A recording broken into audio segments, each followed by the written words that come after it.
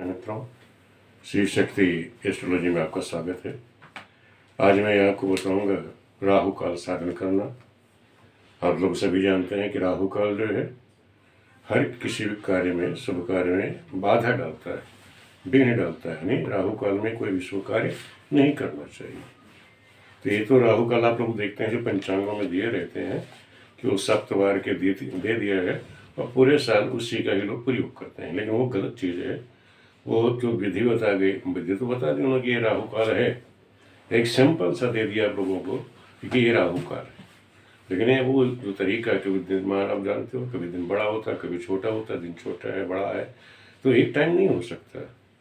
तो राहु काल आपको साधन करना आना चाहिए कि हर दिन या हर महीने में, वर्ष में हम कैसे तरह से बनाएं। आपको साधन करना प्रतिदिन भी कैसे साधन आप करो कि राहु काल की आज क्या है और राहु काल का कितना टाइम है। इसको साधन करना अगर एक बार आपने सीख लिया तो आपको कोई दिक्कत नहीं। तो मैं आपको बताता हूँ आज कि राहु काल साधन करना और किन कार्यों में वर्जित है। सर्वप्रथम आप समझ लो किन कार्यों में ये वर्जित है। राहु काल जो है, राहु काल साधन करना समझ लो कि दिनमान का जो 8वां हिस्सा है, दिनमान का 8वां हिस्सा जो है वो राहु काल कहलाता है। वो राहु काल कहलाता है। ये शुभ कार्यों में वर्जित है। जैसे हम कहीं शुभ कार्य में जा रहे हैं, यात्रा में जा रहे हैं, तीर्थ यात्रा कर रहे हैं, या प्रवास कर रहे हैं, कहीं रुक रहे हैं हम, या तीर्थाटन करने जा रहे हैं, या हवन कर रहे हैं, यज्ञ कर रहे हैं, राज दर्शन किसी शुभ कार्य के लिए हम जा रहे हैं, कोई कार्य आरंभ करना है, कहीं धन निवेश करना है, धन लगाना है, तो ये सब कार्य जो है वो राहु काल में नहीं करना चाहिए। अगर हम राहु काल में सब कार्य करते हैं तो हमको नुकसान होगा, अशुभ होगा, हमारा अशुभ होगा, हमको नुकसान की दिक्कत होगी। अब हम आपको बताते हैं कि आप लोग राहु काल निकालोगे कैसे, राहु काल का साधन कैसे करना है वो सिखाता हूँ आपको के लिए। इस तरह से आप चार्ट बना लीजिएगा। वार हमारे रविवार, सोम, मंगल, बुध, बृहस्पति, शुक्र, शनिश्चर। इस तरह आप ये 7 वार बना लेना कि इस बृहस्पतिवार को आपको निकालना है कि काल राहु काल किस दिन कितने बजे आता है, वो हमको निकालना है, वो मुझे आपको सिखाना है। इसका ध्यान रखो कि इनके जो गुणांक है, ध्रुवांक क्या है, वो आपको पता होना चाहिए। इसको जब हम निकालते हैं तो ध्यान रखो, राहु काल निकालने के समय जो ध्रुवांक है, इतवार को 7 होता है, सोमवार का 1 है, मंगल के 6, बुध के 4, बृहस्पति के 5, शुक्र के 3 और शनि के 2। ये इनके ध्रुवांक है। ये ध्रुवांक दिया गया है, जो शास्त्रों में जो ध्रुवांक दिया गया है कि जब राहु काल निकालो तो इनके जो गुणक है, जिसे गुणक भी कहा जाता है, ध्रुवांक का हो चाहे गुणक का हो, वो क्या है, वो अंक ये है। ये आपको याद रहना चाहिए। ये आप लोग स्क्रीनशॉट लेकर के नोट कर लीजिए।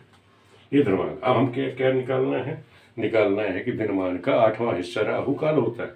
अब हमें रविवार को निकालना है कि दिनमान का जो 8वां हिस्सा है वो राहु काल कितने बजे शुरू होगा, हमको ये साधन करना है। तो आप क्या करेंगे, दिनमान ले लीजिए। अब मैंने पूरे वारों का आपको उदाहरण के समझाने के लिए मैंने सबका ले लिया है। रविवार को भी दिनमान, और उदाहरण के लिए हमने 10 अप्रैल 2022 का इतवार को, और 11 अप्रैल को अगले दिन सोमवार को क्या है 11 अप्रैल है, मंगल को 12 अप्रैल है, बुध को 13 अप्रैल है, बृहस्पति को 14 अप्रैल, शुक्र को 15 अप्रैल, शनिवार को 16 अप्रैल। ये 2020 का हमने उदाहरण ले लिया। ये सबके दिनमान ले लिया हमने। यानी रविवार को दिनमान 31-38 है, सोमवार को 31-40, मंगल को 31-48, बुध को 31-51, गुरुवार को 31-55 और शुक्रवार को 32, शनिवार को 32-5। ये इतने घटी, इतने पल ये दिनमान के हैं। घटी पल में ये आपको मैंने तारीख दे दी। अब हमें निकालना है हमें निकालना है राहु काल साधन करना। तो मैंने बताया कि दिनमान का 8वां हिस्सा, तो जो भी दिनमान है उसको आप 8 से भाग कर दीजिए। दिनमान का 8वां हिस्सा क्या होता है, राहु काल का एक हिस्सा जो है अष्टमांश जिसे कहते हैं, वो आपका निकल आएगा। अष्टमांश पहले आप निकालना सीखिए कि दिनमान को हमने 8 से भाग कर दिया तो ये हमारा अष्टमांश निकल आएगा। 31-38 को जब 8 से भाग करेंगे तो ये आ जाएगा 357। 31-40 को जब 8 से आप भाग करोगे तभी 357 आएगा। 31-48 को जब आप 8 से भाग करेंगे 358 आ जाएगा। फिर इसी तरह बुध वाले में 31-53 को 8 से आप भाग करोगे तो 358 आ जाएगा। 31-55 को जब 8 उससे 8 से आप भाग करेंगे तो 358 आ जाएगा। और जब 32 को आप 8 से भागे तो 8 चौक 32 पूरे 4 आ जाएगा। इसी तरह 32-5 को जब 8 से भाग करेंगे तो 8 चौक 32 सीधा कट जाएगा, 4 ये आ जाएगा। तो इस तरह अष्टमांश का जो आपका मान आ गया, एक घटी इतने घटी इतने पल इतने घटी इतने, एक घटी पल में है, ध्यान रखिएगा, एक घटी पल है, एक घटी ये पल में हमारा मान निकल गया। अब हमने क्या करना है कि जो आपका अष्टमांश निकल गया, अष्टमांश को आप क्या करेंगे, वार गुणांक, ये जो वार गुणांक मैंने दिए हैं इससे आप गुणा कर दीजिए। यानी अष्टमांश को, ये जो अष्टमांश हमारा निकला इसको वार गुणांक को आप गुणा कर देंगे तो इतने घटी इतने पल निकल गया आपका। तो जैसे यहाँ ये है 99 पल हो गया, तो 99 पल को क्या कर सकते हो, 60 है, 24 99 आ गया तो 60 इसमें से निकल जाएंगे, ये हो जाएगा 25, यहाँ 29 बचेगा, 25-29 आ जाएगा घटी पल में। इसी तरह ये 3 घटी 53-57 है तो 60 से कम ही है, तो 370 जो है उसको उसी तरह रखिए, जो 60 से कम है उन अंकों को अष्टमांश गुणे वार गुणा करना, जो भी आया वो मैंने सीधे रख दिया। कैसे, मैंने इसको गुणा किया था 7 से, 1 से गुणा होगा इसका तो सेम वही आ जाएगा। भी 358 को भी 6 से आप गुणा करेंगे तो 21-48 हो जाएगा। 4 से 358 को गुणा करेंगे तो 14-32 हो जाएगा। इसी तरह 5 से गुणा 5 से गुणा करिए 358 को तो 17-19 आ जाएगा। इसी तरह 3 को जब 4 से विचारते हैं 12 आ जाएगा। यहाँ 4 आया और 4 दूनी 8, ये 8 आ गया। तो कहना तो वार अष्टमांश को वार गुणांक से हमने गुणा कर दिया। अब हमें क्या करना है, सूर्योदय। अब हमें कोई टाइम निकालना है कि भैया सूर्योदय से कितने बजे आपका राहु काल प्रारंभ होगा। तो हम क्या करेंगे, क्योंकि जब हमें जानते सूर्योदय जो है हमारा है 6:10 है उस समय, कौन से तारीख को, 10 अप्रैल को। और 10 अप्रैल को आप देख लेंगे ना कि 6:10 का आपका सूर्योदय है। दूसरा तरीका क्या होता है सूर्योदय निकालने का, जो दिनमान है इसको आप 5 से भाग कर देंगे तो आपका निकल जाएगा सूर्यास्त, और सूर्यास्त को आप 12 में से घटा दोगे तो यही समय आपको निकल जाएगा। तो दूसरा तरीका ये भी है सूर्योदय निकालने का। तो वार गुणांक मैंने बताया कि अष्टमांश में वार गुणांक कर दिया। अब हम क्या करना, यह घटी पल में था, इस घटी पल को हमें घंटा मिनट में बनाना है तो क्या करेंगे, उसको 2.5 से भाग कर देंगे। तो इस सभी को आप 2.5 से भाग कर दीजिए तो आपका 1 घंटा मिनट बन जाएगा। तो 24-99 तो जब घंटा मिनट बनाए तो ये 10 घंटे 15 मिनट आ गया। इसका घटी पल बनाया तो 1 घंटा 42 मिनट हो गया। इस घटी पल के मैंने घंटा मिनट बनाए तो 8 घंटा 59 मिनट बन गया। तो इस तरह मैंने सभी के साधन कर दिए। क्या किया था कि जो अष्टमांश गुणे आपके वार गुणांक आए थे घटी पल में, उसको 2.5 से मैंने भाग कर दिया तो आपका घंटा मिनट ये बन गया। इस घंटा मिनट को हमने सूर्योदय में जोड़ दिया। सूर्योदय जोड़ने से क्या निकल आएगा हमारा राहु काल का मान, कि राहु काल हमारा कितने बजे प्रारंभ हुआ।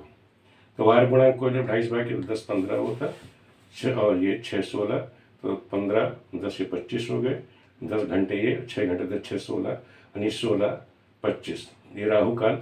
यानी इतवार को राहु काल कितने पे शुरू हुआ, यानी 16:25 पर शुरू हुआ।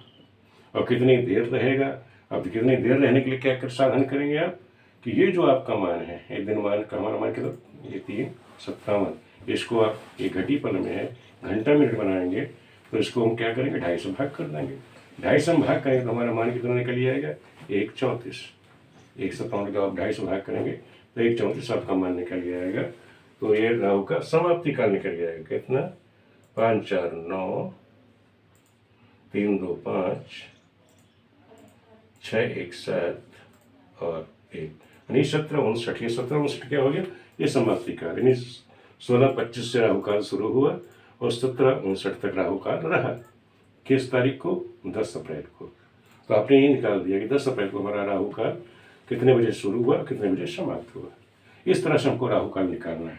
सोमवार को देखिए, सोमवार को हमें देखना है कि हमारा वार गुणांक कितना है, इधर आया था 1:42 और सूर्योदय है 6-9, तो 42 और 9 49 और 6-1-7 यानी 7:49 पे ये हमारा राहु काल यहाँ प्रारंभ हुआ। कितने मिनट रहा, 1:34 की 1:34 कहाँ से निकला, 357 को 2.5 से हमने जब भाग किया, 2.5 से भाग किया तो ये 1:34 मान निकल आया और इसको हमने जोड़ दिए तो मेरा होगा समाप्ति का। तो 9-4 13 और 4-4 8, तो 80 से ज़्यादा है तो 7-1 8 9, ये राहु का ये समाप्ति काल 9:23 जो है राहु का समाप्ति काल निकल गया है। इसी प्रकार दूसरा का देखिए, हमने देखा है इसमें कि जो हमने निकाला था वार गुणांक के, इसमें 8 इसका हमने घंटा मिनट बनाया था, तो 8:59 आपका घंटा मिनट बन गया। सूर्योदय से हमने जोड़ दिया तो 59 में 7 जोड़ दे 66 हो जाएगा, तो 60 से ज़्यादा है 66, तो 6 बचेगा, एक हासिल भी धरा जाएगा, तो 8 6 14 एक हासिल 15। यानी राहु का ये जो है प्रारंभिक काल आ गया। सब में इसी तरह हमने कर दिया, जो अष्टमांश वार गुणांक को 2.5 से भाग किया था, जो हमारा घंट बन गया, उसमें हमने सब में सूर्य, इसी तरह आप जो है सूर्योदय अपना जोड़ते चले जाइए। ये हर डेट का ये सूर्योदय काल है, ध्यान रखो, ये मैंने लिख दिया, स्क्रीनशॉट आप ले लेना। ये जो सूर्योदय है ये हमारा अष्टमांश वार गुणांक जो है उसको 2.5 से भाग करके जो समय आया उसमें हमने सूर्योदय जोड़ दिया, उससे हमारा राहु का प्रारंभिक काल ये सब निकल आया। कितना कि राहु काल इतवार को कितना है 16:25, सोमवार में 7:49, मंगल को 15:06, बुध में 11:13 से, बृहस्पति को 11:21 से, शुक्रवार को 14:12 से, और शनिवार को 10:11 से राहु काल हमारा प्रारंभ हुआ। कब? ये 10 अप्रैल को, तो 16 इतने तारीख से इतने बजे से, सोमवार में इतने बजे से, ये राहु का प्रारंभिक काल। समाप्ति काल मैंने आपको बता दिया। ये जो मैंने मान था आपका, ये जो दिनमान का अष्टमांश था, इसको 2.5 में भाग कर दिया, क्योंकि घटी पल में था, इसको 2.5 में भाग किया, तो ये सारे मान मैंने लिख दिए हैं। आप लोगों को गणना करने में दिक्कत नहीं होगी। ये मैंने ये 2.5 से भाग कर दिया, अष्टमांश गुणा 2.5, तो ये आपका मान आ गया। इतनी देर तक ये रहेगा। हर डेट में जो अष्टमांश का मान लो, जो अष्टमांश जो अष्टवां भाग है वो राहु काल होता है, तो अष्टमांश जो है वो राहु काल है, इतने पीरियड रहेगा।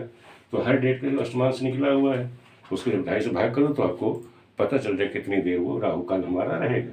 तो ये राहु काल का समय मैंने इसका निकाल दिया। ये सबको आप जोड़ लो तो कितने समय तक रहेगा वो आपका मान निकल जाएगा। अब ये मंगल को देखो निकालना है, ये तो प्रारंभ हो गया राहु का, यह प्रारंभ हो गया राहु का, 15:06 शुरू हो गया। अब कितने देर रहेगा? 1:35 तक रहेगा, 1 घंटा 35 मिनट रहेगा, तो 35 6 41, 15 1 16, यानी 16 यानी 16:41 तक ये राहु काल आपका रहेगा। इसी तरह आप सभी ग्रहों का साधन कर सकते हैं। 5 3 8, 3 1 4 और 11 1 12, यानी 11:13 से शुरू होगा और 12:48 तक ये राहु काल रहेगा। इस तरह से आप लोग जो है राहु काल साधन करना आप लोगों को बताया गया। आप लोगों को वीडियो बिल्कुल पसंद आई होगी, क्योंकि मैंने बताया कि राहु काल जो है हर कार्यों में वर्जित होता है। किन कार्यों में? कहीं हम यात्रा में जा रहे हैं, तीर्थाटन करने जा रहे हैं, कोई हवन कार्य कर रहे हैं, या कोई कार्य प्रारंभ करने जा रहे हैं, शुभ कार्य करने जा रहे हैं, धन कहीं हम निवेश करने जा रहे हैं, वो सभी कार्यों में। पहले तो इसका प्रयोग करते थे केवल दक्षिण भारत में ही इसका प्रयोग करते थे राहु काल का, कि राहु काल के समय भाई इन सब कार्यों को नहीं करना चाहिए। लेकिन आज लगभग पूरे भारतवर्ष में राहु काल सभी लोग, सभी विद्वान देख रहे हैं, तो देखना भी चाहिए। कोई अच्छी चीज़ है उसको लेना चाहिए। ये देखने से रहेगा किसी का सबका कल्याण ही होता है कि भाई राहु काल का समय है, समय इस समय हमको नहीं करना है। लेकिन राहु काल साधन करना नहीं आता। पंचांगों ने, विद्वानों ने क्या किया हुआ है, पंचांगकर्ताओं ने भी अपनी सुविधा के अनुसार एक जगह बना के छोटा सा चार्ट बना के रख दिया, पूरे साल वही चल रहा है। लेकिन वो गलत विधि है, उनको समझाना चाहिए। ये जो मेथड है ये गलत है, क्योंकि दिन कभी दिन बड़ा होता है, कभी दिन छोटा होता है, कभी बड़ा होता है, तो एक समय नहीं हो सकता। उसमें परिवर्तन आएगा, उसमें राहु कब शुरू हो रहा है, उसमें अंतर जरूर आएगा। तो इसलिए आप लोगों को मैंने साधन करना बताया कि आप लोग खुद स्वयं साधन कर सकते हो। इसी तरह आप लोग दिनमान जो भी आपका है, दिनमान उसको नोट कर लो, 8 से उसको भाग कर दीजिए दिनमान को, आपका अष्टमांश निकल आएगा। और अष्टमांश को क्या करोगे? ये वार गुणांक से गुणा कर दीजिए, वार गुणांक में सूर्योदय जोड़ दीजिए, उससे आपका राहु काल निकल आएगा। कोई ज़्यादा कठिन शब्द नहीं है, खाली समझने की देरी है कि दिनमान को 8 से भाग कर दीजिए तो आपका अष्टमांश आ जाएगा। अष्टमांश को ये वार गुणांक से गुणा कर दीजिए, जो आपका समय आया उसमें आप सूर्योदय जोड़ दीजिए, आपका राहु काल निकल आएगा। इस तरह से मैंने आपको बता दिया राहु काल साधन करना। मित्रों, वीडियो कैसी लग रही है वो मैंने आप लोग बिल्कुल कमेंट करके बताइए। आपके समझ में आ रही है, नहीं आ रही, बिल्कुल बताइए। वीडियो देखने के लिए आप सभी मित्रों का बहुत बहुत धन्यवाद।